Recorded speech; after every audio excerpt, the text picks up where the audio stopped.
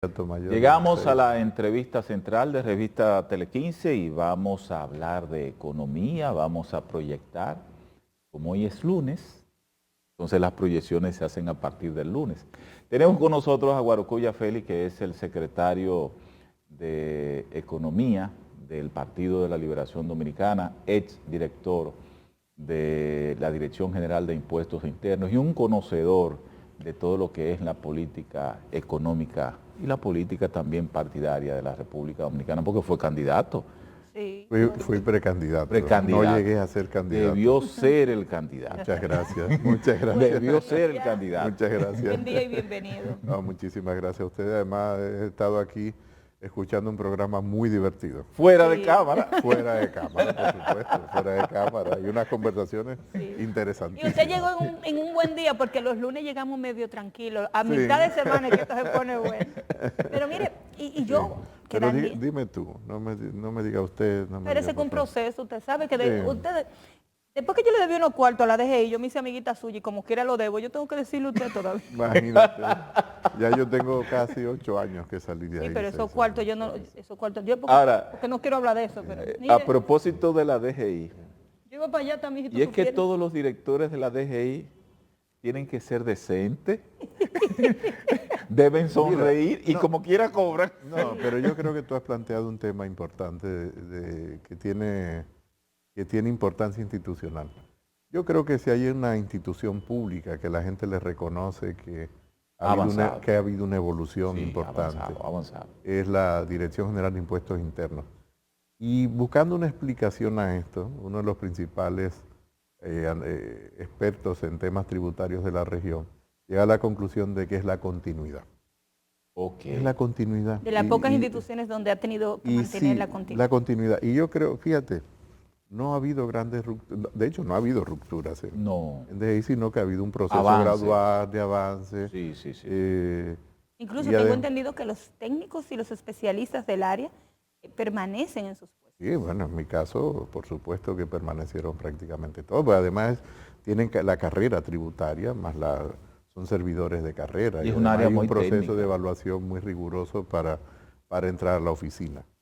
Y quiere decir que cuando tú mencionas eso, yo lo veo desde el punto de vista de la continuidad, de lo importante que es la continuidad en los programas. Por supuesto que cada director pondrá un énfasis u otro en un tema, pero le va a dar importancia a la continuidad de la oficina. Yo estoy muy de acuerdo con Daniel. Todo el que llega a ese puesto te sonríe, te da la mano, te da cariñito, pero te cobra. Bueno, supongo que es parte es el trabajo, o sea, no es de otra manera. Yo lamento que usted y yo no hayamos hecho amigos después que usted no está en DGI. A propósito, porque ahí era que yo necesitaba ser amiga suya. A propósito, Guarocuya. Ahí es cumplir las reglas, ahí no hay mucho secreto. Sí, pero yo no quería que usted la violara, pero era mejor ser amigo del director de la DGI. Y mira, pero antes de eso, por ejemplo, sí, siempre mencionan lo de la DGI, pero estuve en planificación. En planificación, por ejemplo, el nivel de satisfacción para mí, como responsable de esa área fue muy alto porque me tocó promover reformas muy importantes que hoy están en marcha. Es verdad que la gente casi no se recuerda, porque es verdad, planificación es más interno al propio gobierno. Después cambió, ¿no? Porque me tocó trabajar fuertemente para que hoy sea el Ministerio de Economía, Planificación y Desarrollo, o Hacienda en su momento, Administración Pública. Y el tema de impuestos es mucho más transversal a la sociedad. Pero eso viene desde Jesucristo, viene el tema de los impuestos. No, desde antes. No, pero yo no había nacido, yo lo estoy leyendo ahora. Desde el surgimiento del Estado, desde el surgimiento de la organización social. Hay que dar. Ustedes son muy adultos, yo me llevo de la palabra de Dios. Sí, no, yo no me recuerdo tanto de eso, solo una parte. Pero a propósito de que para no salirnos de impuestos internos, he visto algunas quejas de pequeñas empresas y de grandes empresas también, que actualmente la queja está en el sentido de que Impuestos Internos le está cobrando una deuda de más de 5 años. O sea, gente que se ha mantenido operando durante más de 5 años. Mira, y viene Impuestos Internos y le ha dicho que hace 7 años debe tanto. No conozco, porque eso es muy difícil opinar sobre temas impositivos, porque la probabilidad de tú equivocarte es muy alta. Sobre todo no estando dentro del sistema. Sí. no tienes la información correcta y por lo tanto vas a opinar sobre algo que desconoces. Pero es difícil que Impuesto Interno no vaya a tomar una acción que no sea la correcta. Puede equivocarse, se equivoca, para eso se corrige en el ámbito de justicia, en el ámbito de la propia administración. Pero hay que recordar que las deudas impositivas no perimen. Una vez es notificada una deuda, tú tienes la obligación tributaria. Sí, sí. Entonces, y aún no se te notifique porque está en la obligación del contribuyente cumplir el debido Sí, pero la deber pregunta versa Entonces, en el sentido de que cómo se mantiene operando, cómo Impuestos Internos emite una certificación de que está regularmente al día. no, a ver, yo tampoco me atrevería a opinar porque ya esos son casos específicos, eso es casi una consulta. Claro, pues tenemos que Entonces, yo aprovecharlo. no puedo dar una respuesta Dígale. sobre eso, pero fíjate Dígale que le pregunte tú eso fuera del aire. Tú puedes estar al día en una determinada figura impositiva, pero no estar al día en En otra. otra. Y por lo tanto, tienes un deber todavía tributario que cumplir. Entonces, es muy difícil opinar. Incluso cuando de manera impuesto cobra, específica. tú tienes ese mismo reclamo que hace Daniel, sin embargo te va diciendo, te ven en el artículo tal, y si te quedaron para pagar 500 pesos, ve y págalo, que al mes siguiente. Son 600. Claro, porque está todos La mora. los cargos moratorios, Sí, etcétera, sí. etcétera. Guarocuya, hablemos de economía. Déjame hacerle una pregunta Ok, Daniel, no. para no salirnos del tema impuestos. Impuestos. Uy, Dios. Magita ya en el PLD todavía. A ver, es que eso tendrían ustedes que llamarle y No, preguntarle pero a él. porque como él fue que lo sustituyó a usted. Sí, pero Él no era del PLD, no, sino. no. Magín es uno de los técnicos más calificados del país. Sí, Sí. sí. Pero ya esas son preguntas que tendrían que No, hacerle yo porque como directamente, fue en ¿no? esa gestión que conocimos todo a Magín Sí. y ahora de por sí es comentarista No, de un ya canal Magín- y está en el medio, no Pero sabía ya- si él no, era pero del ya él había PLD. sido viceministro de Hacienda Ya en ves, ese sí. entonces de Finanzas, De cuando, finanzas. cuando el presidente Hipólito Mejía.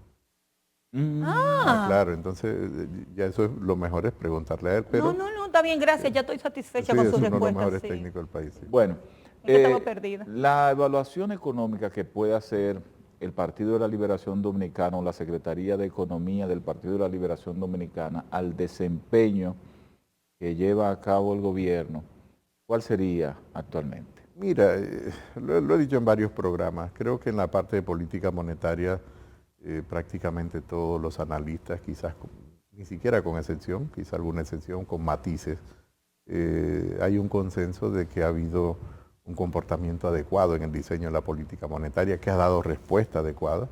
Es un equipo que tiene experiencia, por lo tanto no es un equipo que ha tenido una curva de aprendizaje muy vertical, es decir, es un equipo que tiene una larga data y por lo tanto ha podido reaccionar a cada momento con la presteza debida en el ámbito de la política monetaria.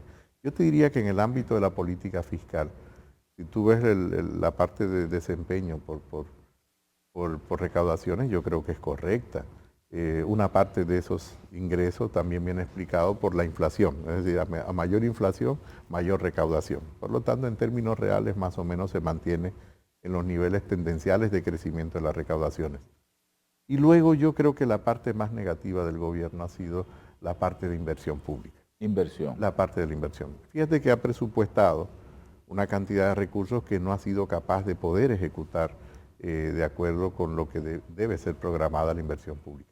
Ya pasó el pasado año, que fue el primer año de gobierno, llegó prácticamente al 9º mes con una ejecución muy por debajo de los promedios históricos de ejecución. Tú puedes decir que hay un proceso de aprendizaje en una administración que llega, que no conoce todos los sistemas, que estaba readecuando, pero eso es un punto negativo y ese punto negativo no ha sido superado este año. Ha mejorado con relación al pasado año, pero sigue estando por debajo de Está rezagado. Así es. Incluso en nuestros comentarios, Daniel no entendía la inversión millonaria que el presidente Luis Abinader anunciaba en el día de ayer para la provincia de San Juan. Bueno, ya se había anunciado una inversión millonaria hace poco más de un año en San Juan de la Maguana, que no se ha ejecutado. Se han anunciado inversiones en infraestructura desde el primer discurso de febrero del gobierno de rendición de cuentas que todavía no se han ejecutado y que se han vuelto a repetir en prácticamente cada uno de los discursos institucionales del gobierno. Entonces creo que ese es un punto donde el gobierno tiene una oportunidad, vamos a decir como dicen en las empresas, en el propio gobierno, una oportunidad de mejora. Yo creo que tiene que mejorar todavía la parte correspondiente a ejecución e infraestructura. ¿Usted ve por qué yo le dije que usted debió ser el candidato? Un punto de mejora. Por supuesto. Si es un político que no ve las cosas, o sea, digo las cosas positivas. Porque no se puede apostar al fracaso del gobierno. Mírenlo ahí. ¿Por qué no podemos apostar al fracaso del gobierno? Porque si un gobierno fracasa, fracasa una parte de la sociedad. Sí. Entonces, los ciudadanos son los que tienen que tener la valoración correcta y que se va a expresar el día de la votación. Y por lo tanto, cada partido tiene que hacer su mejor esfuerzo para ganar la simpatía de los ciudadanos. Por supuesto que la labor que tiene un partido en la oposición es hacer las críticas correspondientes, pero crítica constructiva. Fíjate que el PLD definió su oposición como una oposición constructiva y así lo hemos estado haciendo. No hemos venido a cuestionar todas las acciones del gobierno, como sí ocurrió con el partido actual en el gobierno, con las acciones del Partido de la Liberación Dominicana, por una razón, o entre otras, o por varias razones, pero la más importante es que el Partido de la Liberación Dominicana es un partido que gobernó 20 años, la República Dominicana, y es un partido que tiene vocación de gobierno, es decir, tiene vocación de volver al gobierno, y por lo tanto la probabilidad de tú hacer una crítica sin fundamento, de que esa crítica se te revierta el día que tú eres gobierno, es muy alta. Tú recordarás que el actual partido de gobierno decía que era posible solo con readecuar el gasto público y mejorar la calidad del gasto. Eso no se ha visto. Tú has visto que el gobierno ha tenido que seguir endeudándose. ¿Por qué? Porque tenemos una estructura tributaria que es muy baja en relación a las necesidades de desarrollo que tiene el país, que no era suficiente con readecuar solo el gasto. Eso no ha ocurrido. De hecho, todo lo contrario. El gobierno lo que ha hecho es tener que incrementar la deuda y incrementar también el propio gasto. Entonces hay que tener mucho cuidado. Eso no quiere decir que no haya que seguir trabajando en mejorar la calidad del gasto. Hay que seguirlo haciendo. Y yo creo que mejorar la calidad del gasto tiene que ver con tener una visión diferente del país. Por ejemplo, deberíamos hablar menos de la estabilidad macroeconómica, importante, pero la estabilidad macroeconómica es un instrumento, no es un objetivo. El objetivo debería ser tener programas de regeneración urbana, por ejemplo. Tener programas de políticas activas de empleo, para eso tendríamos que reformar el mercado de trabajo. O tendríamos que tener programas donde nosotros mejoremos la dotación de bienes públicos, es decir, de carreteras, puertos, aeropuertos en las diferentes regiones del país. Entonces, esos son los objetivos. La estabilidad macroeconómica, que le damos mucha importancia, es importante, pero no debe ser un objetivo en sí mismo ni puede serlo. Porque para eso te elegimos, para mantener esa estabilidad económica. Sí, ya se supone que tú tienes, y yo creo que después de la crisis de los bancos, que los más jóvenes no se recuerdan, en el año 2003, que se destapa el 19 de mayo del 2003, que costó el 21% del producto, esto se dice pronto, eso fue el 21% de la economía, se perdió en ese año y no ha generado una deuda a futuro, la seguimos pagando. Pero fíjate que yo creo que esa generación, mi generación, interiorizó y la sociedad de que la estabilidad macroeconómica es un bien común apreciado para todos. La muestra está en que siempre le ha dado apoyo al gobernador del Banco Central. Aún no entienda la profundidad de las políticas, pero no quiero que pase este tema de la estabilidad económica sin que usted me dé su versión sobre la reforma fiscal. Se dijo siempre que en el gobierno del presidente Medina, en los últimos 2 años, él debió hacer una reforma fiscal, que políticamente no le convenía y por eso no la hizo.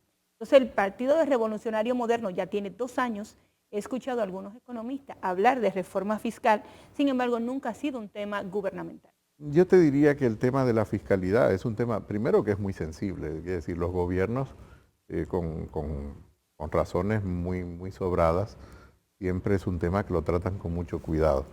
Eso no quiere decir que nosotros no sigamos lo que establece la Estrategia Nacional de Desarrollo. Hay un mandato en la Estrategia Nacional de Desarrollo de mejorar la estructura fiscal del país. Y cuando hablamos de estructura fiscal es el ingreso, el gasto y el crédito. Pero por lo regular nos enfocamos fundamentalmente en la parte de los ingresos y fundamentalmente los ingresos tributarios. Eso quiere decir de la estructura tributaria del país. Por supuesto que es un mandato que esté en la Estrategia Nacional de Desarrollo y que en algún momento las fuerzas políticas tendrán que sentarse y asumir para mejorar la estructura de ingresos del Estado. Primero porque es muy regresiva. Regresiva quiere decir que los más pobres en términos relativos pagan mucho más impuestos. Me tocó hacer la última, digamos, reforma tributaria comprensiva, porque todos los días se modifican los tributos. Es decir, todos los días tenemos una reforma tributaria, por lo tanto no fui la última. Pero le quedó bonito el término comprensiva. Comprensiva en el porque sentido, nunca nadie entiende la reforma fiscal. Claro, no, sobre todo tributaria, porque no fue exactamente... Sí, pero tributaria. Ese es el asunto. Ese es el Guarocuya lo asunto. dice tan bonito. No es que sea bonito, sino comprensiva en el sentido de que fue... Sí, comprensiva quiere decir de comprender más o menos la estructura. Yo sé lo que quiere decir comprensiva. Y yo estaba en el grupo de lo que no se entiende. Que no fue una estructura, por ejemplo, la actual administración amplió el plazo de la ley en fronteras, eso es una reforma tributaria. Sí, es una reforma. Claro, cuando tú estableces exenciones para determinados sectores, es una reforma tributaria. Que fue la queja de lo que operan desde aquí. Claro, pero fíjate que no es comprensiva, tú lo estás haciendo de manera puntual. Digamos que en ese momento, más o menos, hicimos una reforma que tocó varias figuras tributarias, pero tocó más la parte de administración, que se le prestó menos atención en ese momento a los que hacen comentarios y opinión pública. La parte de administración se tocó mucho para determinados temas que eran de preocupación de la administración tributaria. También se introdujo 2 tramos efectivos del ITEVIS, que en ese momento teníamos uno efectivo. Se demostró que era posible tener más de un tramo del ITEVIS. Eso a futuro va a ser un tema seguro de discusión en una mesa, porque los países con mayor nivel de desarrollo tienen hasta 5 tramos. Por ejemplo, en promedio tienen 3, porque tú no puedes grabar todo al tramo máximo, tú tienes que tener... Una escala. Claro, una escala, sobre todo tomando en cuenta cuáles son los sectores que tú quieres desarrollar, porque los impuestos no solo sirven para recaudar, los impuestos son fundamentalmente para cambiar el comportamiento de las personas y las empresas, es decir, de los agentes económicos. ¿Cómo así? ¿Para cambiar el comportamiento? Claro, si a ti te dan un determinado incentivo en un sector, ¿hacia dónde va la inversión? Qué bueno que usted dice la palabra incentivo. Claro. ¿Quiénes reciben los incentivos aquí? Claro, son sectores. Tú tienes sector de zona franca, el sector agropecuario recibe incentivos. Tú y yo recibimos incentivos. ¿Dónde? Claro, cuando hay una serie de productos, de bienes y servicios que están exentos, por ejemplo, del ITEVIS. Los consumidores a productos que están exentos del ITEVIS es un incentivo para que nosotros lo podamos consumir. Ay, pero yo soy la que voy al súper en mi casa y eso no se siente ese incentivo. Claro que tú no lo sientes porque ya estamos acostumbrados a eso, pero si mañana nos pusieran ITEVIS, lo sentiríamos. Mire, la cajera que me atiende, lo sentiríamos mucho. La cajera que me atiende a mí, gracias a Dios que son simpáticas, porque cuando ella dice pague, a mí me da pero no solo a ti, me pasa a mí, yo voy al supermercado. Incluso yo le pregunté... ¿A usted lo pone de muchacho mandado, igual que a mí? Yo soy el muchacho mandado. Incluso le pregunté a una... Yo soy el muchacho mandado. Sí, porque ustedes tienen los dos de gobernar. Miren, yo le pregunté a una del supermercado, le dije, amiguita, y es que yo traigo un número ahí, todas las fechas. Entonces quiere decir que los seres humanos nos movemos por incentivos.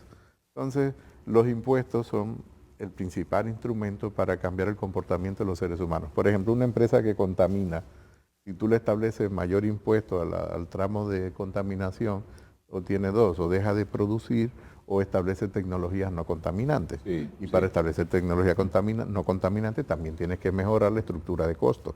Entonces, los impuestos no son solo para recaudar. Por ejemplo, finalmente con esta término.